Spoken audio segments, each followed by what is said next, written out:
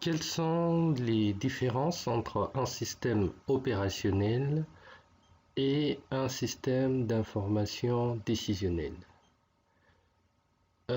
Pour ce qui est du système opérationnel, OLTP, Online Transactional Processing, et OLAP, Online Analytical Processing.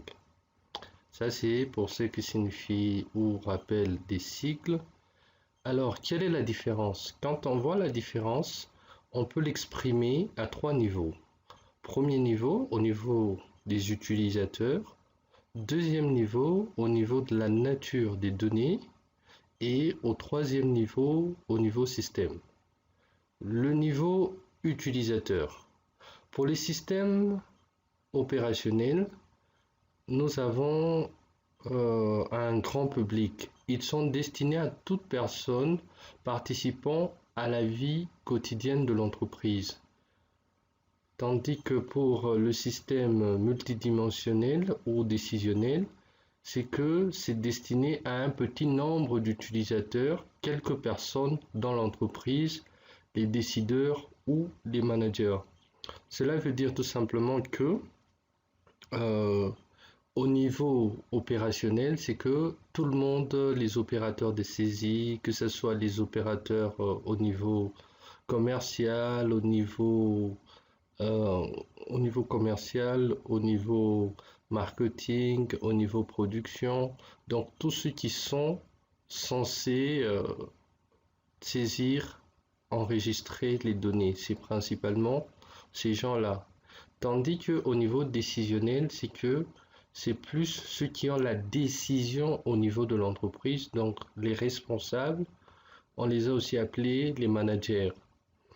Nous avons au niveau opérationnel, le niveau de besoin analytique est bas, tandis que pour le niveau décisionnel, le niveau de besoin en termes analytiques est haut. Cela veut dire que la personne qui enregistre par exemple les ventes dans un magasin n'a presque pas besoin de faire des analyses. S'il a besoin de faire des analyses, c'est à la limite, il a passé combien d'opérations, ce sont des analyses de bas niveau. Tandis que celui qui prend la décision, il peut chercher par exemple à savoir l'ensemble des opérateurs des saisies dans son magasin, a saisi combien de factures, combien de transactions, quel est le niveau de rentabilité, quel est le niveau de performance de chaque utilisateur. De ce fait, quand vous regardez celui qui est au niveau opérationnel, il n'a qu'une seule vision, donc il ne voit que lui et son activité. Tandis que celui qui est au niveau managérial, au niveau décisionnel, il voit plusieurs visions, non seulement les visions de la personne, de l'opérateur des saisies, mais il a un œil sur l'ensemble de l'activité traitée.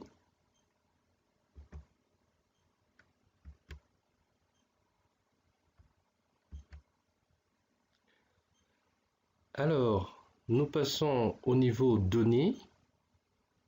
Nous allons comparer les données pour un système opérationnel avec un système décisionnel. Données atomiques, on manipule un produit, une ligne de commande, une facture. Tandis qu'au niveau décisionnel, données générales, les décideurs veulent voir l'ensemble de l'activité traitée. Donc à ce niveau, c'est principalement ce que je parlais précédemment, c'est que au niveau opérationnel, on est en train de travailler sur un seul produit, on enregistre produit après produit ou facture après facture.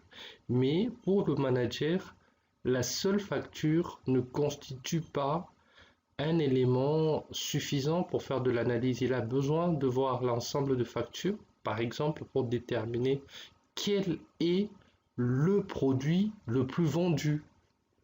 Cela est des données de nature ou de façon générale et non des données de façon atomique. Alors pour ce qui est de la base de données, on a tendance, pour les systèmes opérationnels, on a tendance à chercher la troisième forme normale, ça veut dire à normaliser les données. Tandis que pour un système décisionnel, nous avons la tendance à dénormaliser les données. Pourquoi? Parce que ce qui nous intéresse, c'est plutôt l'aspect décisionnel. Donc, on oriente notre base de données plutôt de façon à ce que nous ayons ou nous travaillons plus dans les analyses. Alors, la quantité de données, donc petite volumétrie des données, et pour les systèmes décisionnels, gros volume des données. Ok. Alors, pour les systèmes opérationnels, donc en général, on n'a pas beaucoup de données. Ok. On peut même dire que, à la limite, c'est que ce sont les données de la période qui nous intéressent. Tandis que pour les systèmes OLAP décisionnels, ce sont les données qui en général sont nombreuses pour la simple raison c'est que on veut généralement récolter toutes les données qui entrent en jeu lors de l'analyse. Non seulement qui entrent en jeu lors de l'analyse, mais dans la plupart des cas, on aimerait analyser par exemple une période un peu plus longue. Donc généralement, on n'effectue pas des analyses pour une seule transaction, mais on effectue des analyses par exemple pour la journée, pour la semaine, pour le mois, pour les années, pour l'année qui suit. Donc c'est pourquoi nous avons toujours tendance à avoir des gros volumes. Nous avons encore l'aspect sur le système opérationnel, lecture, écriture et modification des données. Pour les systèmes décisionnels, nous avons principalement les données qui sont en lecture seule. Pourquoi cette grande différence? C'est que généralement, au niveau opérationnel, ce sont les activités quotidiennes ou les activités plus ou moins temps réel, tandis que le niveau décisionnel, ce sont des activités, donc nous supposons que pour pouvoir analyser une période, par exemple une période de vente, ok, il est primordial que cette période de vente soit clôturée. Ça veut dire que l'on ait fini les saisies. C'est pourquoi on passe à cette analyse. Donc, raison pour laquelle les données sont généralement en mode lecture seule. Ensuite, nous avons des données qui sont hétérogènes. Les systèmes OLTP sont souvent disparates en termes de technologie, tandis que les systèmes décisionnels sont homogènes. Cela veut dire que dans un système transactionnel, c'est que nous avons on peut avoir plusieurs types de technologies. Donc on peut avoir des applications qui sont sur Excel, on peut avoir des applications qui sont dans un ERP ou dans différentes solutions. Mais quand on arrive dans un système décisionnel, on doit mettre le tout dans un seul système, ok? On doit homogénéiser l'ensemble de ces données pour pouvoir y travailler.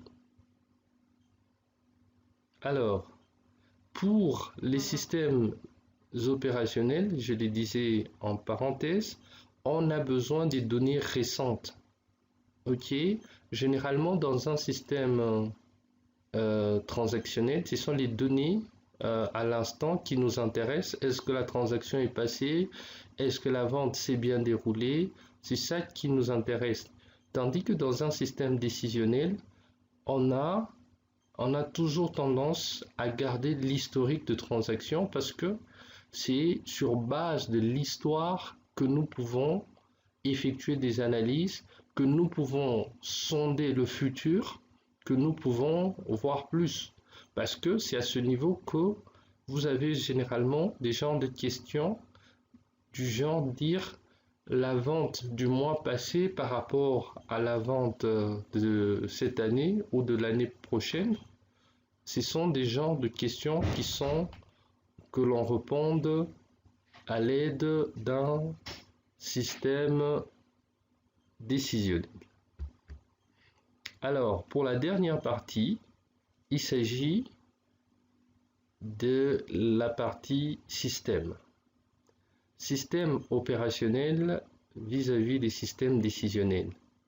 Pour un système transactionnel, en général, ce sont des systèmes qui sont extrêmement rapides. Ok? Pour dire tout simplement, on travaille en temps réel. Tandis que pour les systèmes décisionnels, la phrase dit plus c'est rapide, mieux c'est.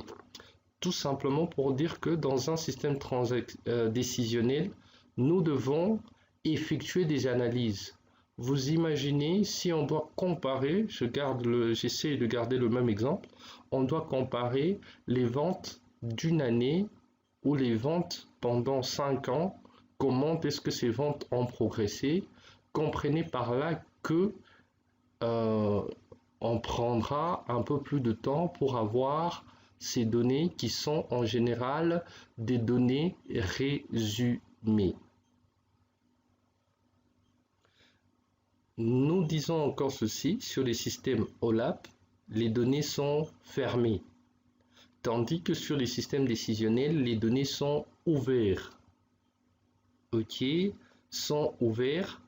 Ok, ce qui fait que sur les systèmes OLAP, OLTP, sur les systèmes OLTP, j'aimerais prendre juste la phrase qui suit, la base de données incompréhensible pour les utilisateurs finaux. Voilà, donc en général, dans les systèmes transactionnels, pour l'utilisateur final, généralement, il n'a même pas besoin de connaître la nature ou la structure de ces tables. Tandis que dans un système décisionnel, ces données doivent être, ces bases de données doivent être accessibles. Cela veut dire tout simplement que, par exemple, nous avons nos ventes. Nous voudrons les analyser. Nous allons les analyser comment? Nous devons savoir que nous avons des axes d'analyse. Par exemple, nous pouvons les analyser par rapport au magasin. Dans quel magasin nous avons vendu le plus? Dans quel magasin nous avons vendu le moins? Quels sont les caissiers qui sont les plus compétitifs? Donc, nous avons besoin de connaître la nature de ces informations pour pouvoir faire des analyses. Alors, dans les systèmes OLTP, on se base sur les transactions. Tandis que quand nous sommes côté OLAP, on doit pouvoir commencer une analyse. On peut se dire, voilà, je suis en train d'analyser, j'utilise dans mon analyse, j'analyse les ventes, j'utilise comme axe d'analyse, j'utilise les produits, j'utilise les caissiers, j'utilise les types de magasins. Donc, je dois pouvoir lire à une période ou une autre. Je recommence, j'ai pas besoin d'analyser selon tel ou tel axe. Alors, je le disais bien, pour les systèmes OLTP, en général, ils sont décentralisés. Tandis que pour décisionnel, le tout doit être fédéré au sein de l'entrepôt de données, au sein des magasins de données que nous allons voir juste dans les slides qui vont suivre.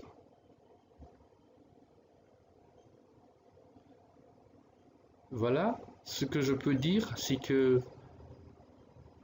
les systèmes décisionnels ne visent pas à remplacer les systèmes transactionnels déjà en place, mais ils sont plutôt complémentaires parce qu'ils permettent un tout autre type d'exploitation. Donc, on ne vise pas à annuler tout ce que nous étions en train de faire, mais nous voulons exploiter, offrir quelque chose de plus, surtout au management. Alors, ici, nous allons essayer de parler du monde multidimensionnel.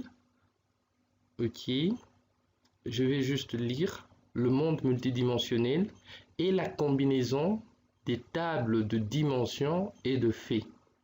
Le fait est le sujet de l'analyse.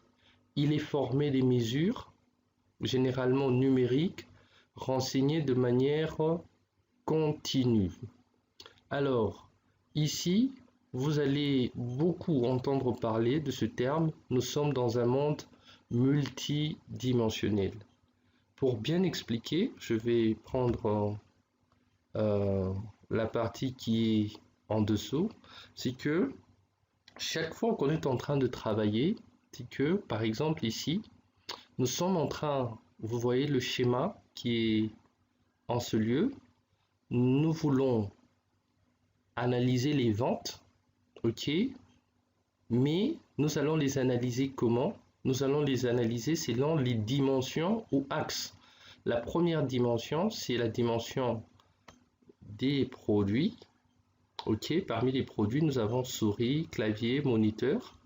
Et la deuxième dimension, c'est que nous avons les régions, par exemple, ouest, nord, sud, et nous avons les trimestres. Et vous avez, quand vous avez trois dimensions, ça fait généralement penser à un cube. Ok, ça fait généralement penser à un cube. Alors cet exemple veut dire tout simplement que à ce niveau nous avons 30. Ok, quand nous regardons sur l'axe produit, nous sommes sur le clavier. Quand nous regardons sur l'axe région, nous sommes sur la région Est. Et nous sommes au premier trimestre. Ok, donc généralement, nous essayons de représenter nos analyses de façon multidimensionnelle, donc par rapport à des dimensions. Ok, alors ça c'était l'exemple d'un cube. Quand nous progressons, nous pouvons être appelés à analyser plus de 3 dimensions, ok, ce qui fait que nous avons 4 dimensions, ok. Dans ce cas, on va vous parler d'un hypercube. Un hypercube, c'est au-delà de 3 dimensions. Nous devons noter une chose que l'aspect humain, il est difficile, vous regardez, je n'ai même pas représenté cela, c'est difficile de représenter au-delà de 3 dimensions. Dans l'esprit humain, c'est difficile, mais de façon virtuelle, électronique, l'ordinateur peut aller au-delà de 3 dimensions. Alors, toutefois, quand on analyse ou on s'intéresse à 2 axes d'analyse, on parle juste de tableau. Donc, nous avons 2 axes, donc 2 éléments ou 2 dimensions. On parle de tableau. Merci bien, portez-vous. Le prochain slide va décortiquer qu'est-ce qui constitue réellement un système décisionnel. Nous allons voir les composantes, nous allons voir comment fonctionne réellement de façon concrète un système décisionnel. Merci, j'attends vos questions. À plus.